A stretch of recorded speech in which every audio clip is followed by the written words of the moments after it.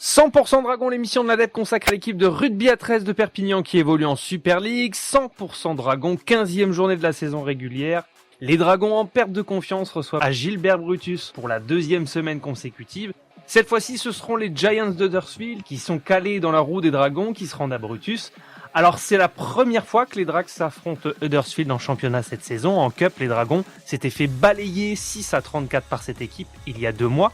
Bruno, c'est peut-être pas forcément la meilleure équipe à affronter pour se rassurer. Ça, on le sait pas. Ce qui est certain, c'est que l'occasion leur est donnée. Ça, c'est le plus important. En plus, c'est à Perpignan, là où ils ont besoin de se faire pardonner. Rappelons que les Dragons catalans restent sur 2 défaites consécutives à Gilbert Brutus. C'était pas arrivé de la saison en championnat. Il a suffi que Warrington vienne prendre les points. 3 semaines après, ce sont les Léopards de Lee qui l'ont fait. Oui, elle a promis de réagir, cette équipe. Elle devait le faire la semaine dernière, elle l'a pas fait. Voilà, espérons que la deuxième lame soit la bonne. C'est contre Huddersfield en Cup, là où tout avait commencé pour les Dragons, dégringoler petit à petit. Exactement. On sait que ce club nourrit de grosses ambitions en Challenge Cup. Ils avaient l'occasion de filer en demi-finale. Ils se sont pris les pieds dans leur propre tapis à Perpignan. Ils avaient dit qu'ils apprendraient de ces erreurs, qu'ils allaient se nourrir de cette élimination. Il y a eu du bien et du bon avec cette belle perf à Perpignan contre KR. Une victoire moyenne contre Leeds à Brutus et puis des contre-performances. Alors à la limite, c'était pas trop grave de perdre à Wigan, de perdre même à Lee, même si la manière n'était pas top, ou de perdre à St. Helens. Par contre, bien entendu, la défaite est plus dérangeante, celle qu'il y a eu la semaine dernière. Mais Huddersfield reste forcément un très mauvais souvenir pour Steve McNamara et ses joueurs. Qu'est-ce qui a changé selon toi, Bruno, depuis ces 2 mois ? Elle a perdu la confiance, cette équipe des Dragons catalans. On voit que c'est dans la tête et tout le monde pointe du doigt le manque de réalisme en attaque. Alors, l'encadrement n'a pas revu ses plans. Le jeu reste le même, avec les mêmes joueurs au même poste, même si la charnière change de temps à temps. Un coup Jordan Abdoul, un coup César Rouget ou Rouget à l'arrière et Mourgue un petit peu plus haut dans la ligne d'attaque.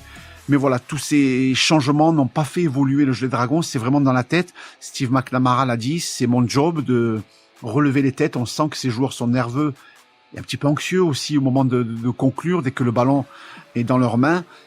Alors il y a ce problème-là, et puis il y a surtout le problème qu'en face, les défenses savent comment les Dragons attaquent aujourd'hui. Pour défendre face aux Dragons, c'est pas compliqué. Il suffit de glisser sur les extérieurs, de pas se livrer, et il y a rarement de changement de direction de garçon mis dans les bons intervalles. Donc voilà, il y a ce gros travail. Ça se passe très bien la semaine à l'entraînement, même avec des séances d'opposition, mais le jour du match, il y a cette frustration et cette nervosité dans la tête des joueurs. Alors dans des situations comme celle-ci, est-ce qu'il ne manque pas l'expérience que peuvent avoir des joueurs qui sont partis, qui ne sont plus là, des joueurs historiques comme Tompkins par exemple ? On savait que cette équipe des Dragons catalans allait faire sans Tompkins. Il y a Arthur Moore quand même à l'arrière, qui a 25 ans, des garçons d'expérience. Ils en ont. À la charnière, Théophage a gagné la Super League avec St. Helens. Jordan Abdoul, c'est quasiment ce qui se fait de mieux au niveau du jeu au pied. C'est l'un des meilleurs meneurs de jeu de la compétition. Les joueurs d'expérience, les Dragons les ont. Il y a des garçons qui doivent voler de leurs propres ailes maintenant. Oui, Tompkins était capable, lui, de faire basculer la rencontre à lui tout seul. Il l'a fait en demi-finale de Super League l'automne dernier. Mais voilà, ce serait trop facile de penser que cette équipe, voilà, il manque juste cette expérience-là. Oui, elle manque. Mais bon, il y a Arthur Moore pour le remplacer. C'est quasiment, c'est le meilleur Français à son poste. Confiance à ce garçon qui est peut-être même le plus dangereux individuellement parlant. Il faut que toute l'équipe se mette vraiment au diapason, et peut-être une réflexion plus globale aussi du système de jeu serait de bon augure pour la deuxième phase. Alors on va revenir sur cette 15e journée. Quel sera le groupe des Dragons pour affronter les Giants ?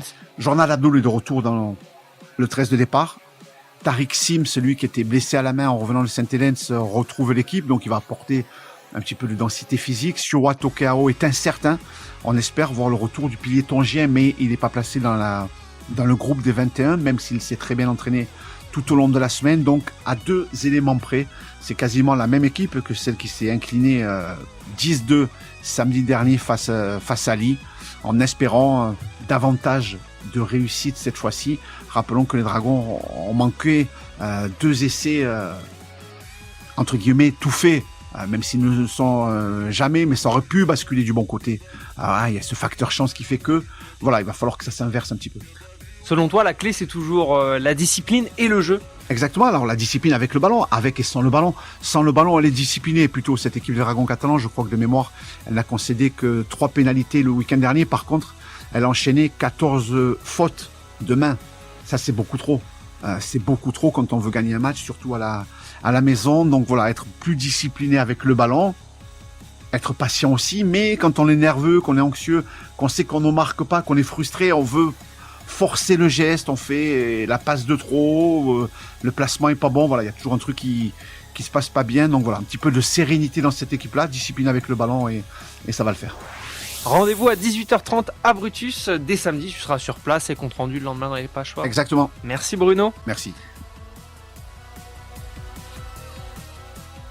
Retrouvez cette émission et toutes nos productions sur Radio Indep et en podcast sur l'indépendant.fr, nos réseaux sociaux et votre plateforme de streaming favorite.